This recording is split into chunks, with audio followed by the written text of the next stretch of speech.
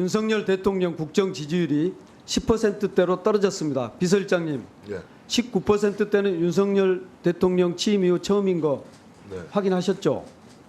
어떻게 하실 겁니까? 윤 대통령 앞으로 더 잘할 것 같지가 않은데 네. 다음 주는 더 떨어질 것 같은데 걱정 안 되십니까? 뭐 부족한 부분을 채워서 더 열심히 노력하라는 신호라고 저는 생각합니다. 채워질 것 같지 않은데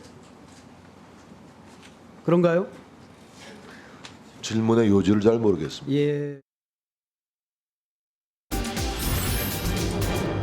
첫 10%대 지지율. 그러니까 취임 후에 가장 낮은 지지율이다. 오늘 이렇게 소개가 되고 있습니다. 오전에 나온 결과거든요. 일단 한국갤럽 여론조사 결과인데요. 보겠습니다. 여기 보시면요. 대통령 직무수행 평가입니다. 이거를 9월 이후에 쭉 시계열로 쭉 봤죠. 그러면은 맨 앞에 보시면 23%고 뭐 비슷하게 가다가 좀 내려가는 모습인데 오늘 결과가 나왔거든요. 그러니까 10월 5주차 조사인데 긍정평가, 그러니까 이게 지지율이라고 볼 수 있죠. 19%가 나왔습니다. 20% 밑으로 내려간 건데 이거는 집권 이후 처음이거든요. 자, 그리고요. 지역별로도 여러 가지 분석이 되고 있는데 특히 대구, 경북, TK 지역입니다. 여기는 국민의힘 보수 텃밭으로 돌아가는 건데 여기 보세요. 오늘 나온 거는 18%입니다. 일주일 전에 26, 그전에는 31, 앞서선 37. 그래도 꽤 높게, 상대가 높게 유지를 하고 있었거든요. 그런데 오늘은 18%까지 내려간 겁니다. 자, 이 얘기를 좀 어떻게, 이 상황을 어떻게 봐야 될지. 자, 오늘요. 두 분의 전직 국회의원 모셨는데요. 김영우 전 국민의힘 의원 나와 계시고요. 그리고 홍익표 전 민주당 의원 자리에 계십니다. 안녕하십니까? 네, 안녕하세요. 자, 우선 김영우 전 의원님. 19%. 물론 이게 뭐 20%, 19%, 1% 포인트 차지만 20% 밑이라는 의미를 오늘 언론들이 다 의미를 그렇게 잡으면서 보도가 이루어지고 있거든요. 첫 10%대다 이런 건데 네. 특히 대구, 경북, TK 지역은 18%입니다. 그리고 떨어지는 폭이 상당히 컸어요. 지금 평균이 전국 평균 19인데 대구, 경북 지역만 따로 보니까 18% 나온 겁니다. 이거 왜 이런 수치가 나왔다고 봐야 됩니까? 저는 그 대구 경북 지역이 이제 사실 그 국민의힘 예. 넓게는 보수 쪽의 어떤 텃밭이라고 하잖아요. 예. 굉장히 자존심이 강한 분들이죠. 아.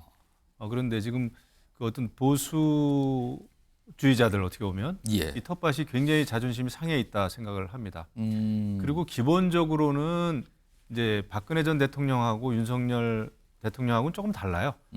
박근혜 전 대통령은 그 대구 경북 지역이 지역적인 지지 기반이었는데 예. 윤석열 대통령의 경우에는 대구 경북 지역이 지역적인 지지 기반은 아니었습니다. 당시에 이제 이재명 후보를 이길 수 있는 후보가 윤석열 후보였기 때문에 보수 전체가 이제 연대를 해가지고 대선에서 승리를 한 거죠. 그런데 그 이후에 여러 가지 보여주는 모습이 국정 운영 과정에서 어떤 그 보수를 지지하는 지지층들의 마음을 좀 상하게 했다. 아마 이런 것이 결정적으로 작용하지 않았나 이렇게 생각이 됩니다. 그래서 10%까지 이제 내려갔는데 뭐 그렇다고 해서 이제 잘하면은 나중에 또 이제 어떤 보수주의의 어떤 자존심을 살린다든지 아니면 정말 한번 해보자라고 하는 분위기가 조성이 되면은 다시 돌아오실 분들이지만 지금은 굉장히 어떤 그 뭐라 그럴까요? 민심에 어떤 그 회초리를 들었다. 그래서 이제 윤석열 대통령도 잘 생각하셔야 돼요. 여기서 돌을 맞으면서도 갈 길 가겠다라는 얘기를 했지만 어떤 돌인지 이 돌이 의미하는 그 의미가 무엇인지 이 회초리 이런 거를 봐가면서 예.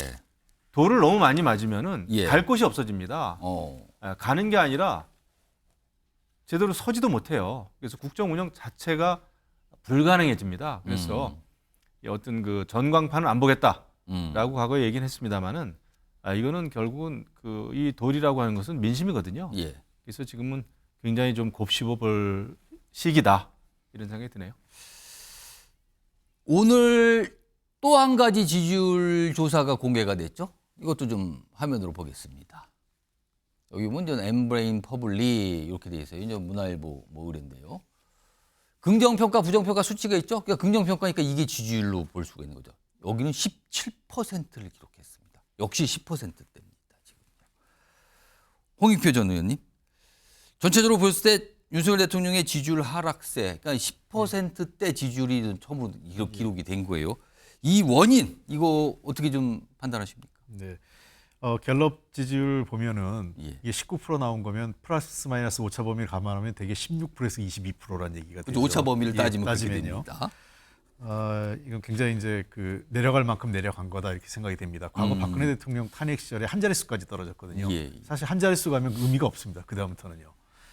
근데 지금 원인을 보면은 한 몇 가지가 있는데 보통 구조적 요인하고 상황적 요인을 좀 구분해 봐야 될 것 같아요. 구조적 요인은 역시 가장 큰 것은 경제 민생 문제가 굉장히 어렵다. 전반적으로 그 시장 물가나 또는 이 어떤 삶의 질 이런 문제에 대해서 상당히 어려움이 많습니다. 그 문제에 대해서 물론 뭐 그 국회가 여야가 해법 없이 싸우고 있는 것도 책임이지만 예. 이런 민생 문제나 그 경제 그 일반에 대한 무한 책임을 지는 거는 정부 여당이고 예. 대통령이거든요. 그런 측면에서 대통령이 이런 문제에 대해서 어떠한 해법도 또는 그 대안도 지금 제시하고 있지 않는 거에 대한 구조적 요인이 작용하고 있다고 생각을 하고 상황적 요인은 역시 그 김건희 여사 관련된 문제 또는 여러 가지 당내 지금 의혹과 논란이 있지 않습니까? 이런 부분들이 어떤 상황적 요인으로 작용을 하고 있는 것 같아요. 그러니까 기본적으로 대통령이 이런 문제가 제기되면 뭔가 인정하고 그다음에 개선하려고 한 노력이 있어야 되는데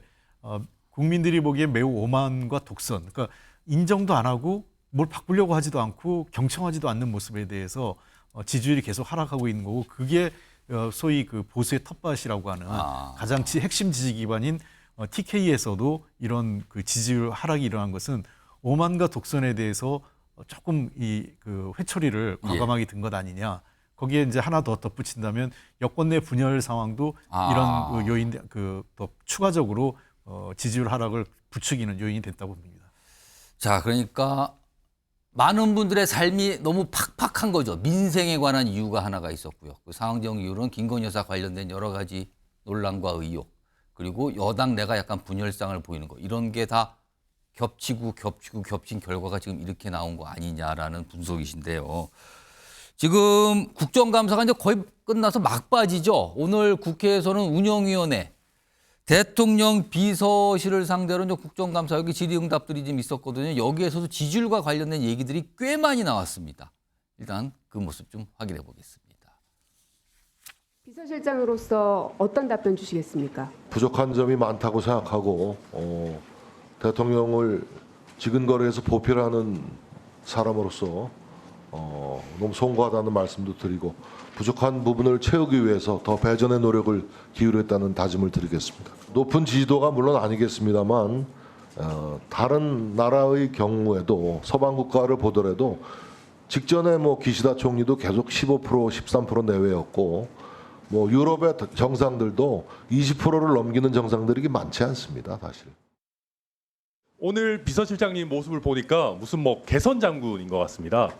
남들이 보면은 대통령 지지율이 한 60%쯤 나오는 상황에서 국회에 오신 것 같습니다. 지금 비서실장님 같은 분들이 대통령을 모시고 계시니까 지지율이 19%가 나오는 거 아닌가 하는 생각이 들고요. 차내기 억지로 직전인 이준석 당대표를 과도한 거론하시면서 경란부회를 이런 하지 식으로 마십시오. 국민들한테 눈속임하려고 하니까 지지율이 19%가 나오는 겁니다. 아니 천하람 의원님은 저 들어보세요. 명태균 씨랑 이준석 대표랑 새벽 4시에 사찰에 가서 홍매와 같이 씹었잖아요. 손바닥으로 하늘을 가리려고 한다고 그게 되겠습니까? 개혁신당 지지율이나 생각하십시오.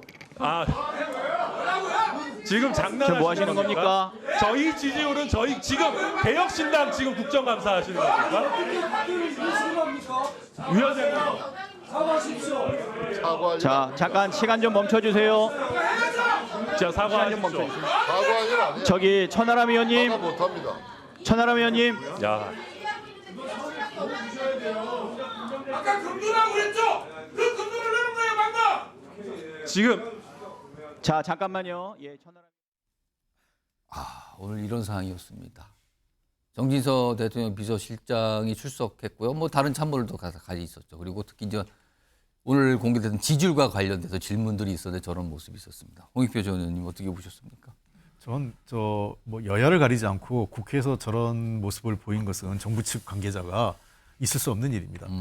과거에 국회가 여야가 그 이구동성으로 한 목소리를 낸 거는 예.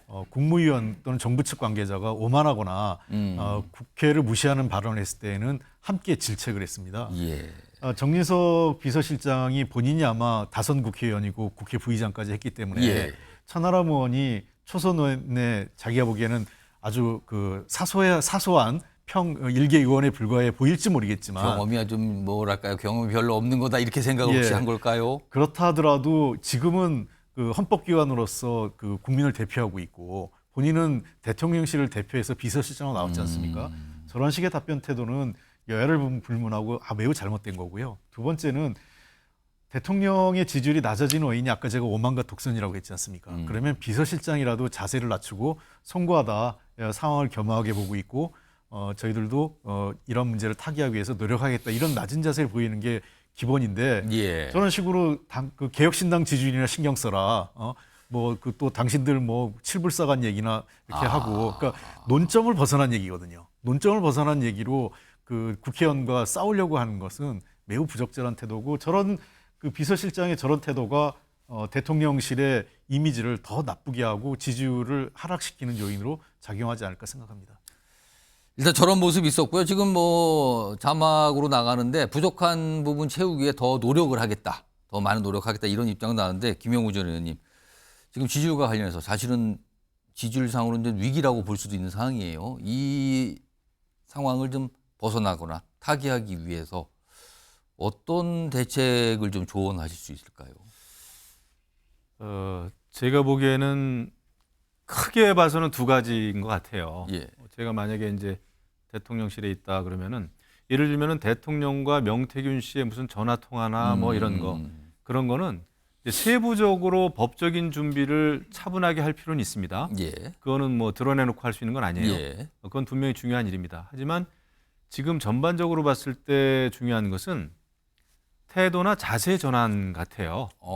그러니까 이제 제가 오늘 그 운영이 보면서도 조금 이제 불편했는데 예. 지금 이제 법적인 거는 차치하고라도 예. 지금 국민들이 원하는 거는 이 정도까지 사태 이게 구체적인 무슨 어떤 범죄 행위가 있다 이게 아니라 이제 의혹만 가지고도 이게 국정에 엄청 부담이 되는 거 아닙니까? 그러면 여기서 일단 이걸 돌파를 하려면 아무 일도 없었다라는 어떤 이런 자세보다는 여기까지 온 거에 대한 책임 의식이 첫 번째라고 봐요. 그래서 이것은 그러면 그 책임 의식을 어떻게 국민들에게 그러면 알려드릴까? 저는 그 대국민 입장 표명 사과가 있어야 된다고 봅니다. 김건희 여사 건도 마찬가지고요. 예. 그리고 명태균 씨와의 통화에 대한 대통령실의 어떤 그 설명도 소위 얘기하면 진술에 일관성이 없었잖아요. 명태균 씨 경선 이후에 만난 적 없다, 접촉한 적 없다 그랬었는데 결국은 접촉을 했잖아요. 예. 근데 수없이 많은 전화 때문에 무슨 뭐 의미를 별로 안 둔다. 그거는 저는 국민을 대상으로 좀 농담하는 거다 생각합니다. 그래서는 안 된다고 봐요. 그래서 이런 전반적인 상황에 대한 예. 대국민 그 입장 표명이 예. 있어야 되고 그 다음에 그러면은 또 인적 쇄신이 있어야 되겠죠. 그러니까 과거에도 무슨 정치를 하면서 무슨 범법 행위를 하거나 무슨 죽을 죄를 져가지고 무슨 자리에서 물러가거나 인적 쇄신을 하는 게 아니거든요. 예. 여러 가지 사태가 어렵고 이것을 돌파하기 어려울 때는 우리가 잘못했습니다라는 걸 인정하는 차원에서 자리에서 물러나는 겁니다. 그래서 장관도 갈고 차관도 갈고 예. 국무총리도 내려오고 또 과거 정부 때 보면은 이제 청와대 뭐 수석 한꺼번에 다 그만둔 적도 있어요. 그래서 지금 10%대까지 내려왔기 때문에 이 사태의 심각성을 인식한다면 그 정도는 해야지. 그다음에 김건희 여사와 관련해서는 대외 활동 전면 중단 정도는 선언이 돼야 되죠. 무슨 특감이나 특검이나 법적인 예. 이런 거는 나중 문제고요. 예. 민심을 어느 정도라도 좀 달래고 다가가기 위해선 그런 그 태도와 자세 변환이 저는 필요하다고 생각을 합니다. 그게 시작이 돼야 되겠죠. 지금 두 분 전직 의원들께서 오늘 지지율과 관련해서 원인 분석 그리고 이런 대책이 좀 필요하지 않을까 이런 걸 말씀해 주시는데 그 가운데 두 분이 공통적으로 말씀을 해 주신 사안이 하나가 있는데 이제 어제 민주당이 공개했던 명태균 씨 관련된 녹취잖아요. 여기에 어떤 목소리가 담겼고 이게 어제 파장을 일으켰고 여러 가지 반응들을 낳고 있는 상황인데요.